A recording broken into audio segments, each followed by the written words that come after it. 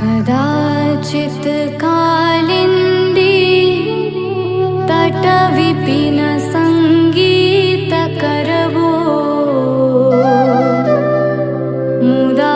भीरी नारी वदन कमला स्वाद मधुपा रमा शम्भुर्ब्रह्मा वरपति गणेशार्चितपदो जगन्नाथ स्वामी नयनपथगामी भवतु मे भुजे सबे वेणु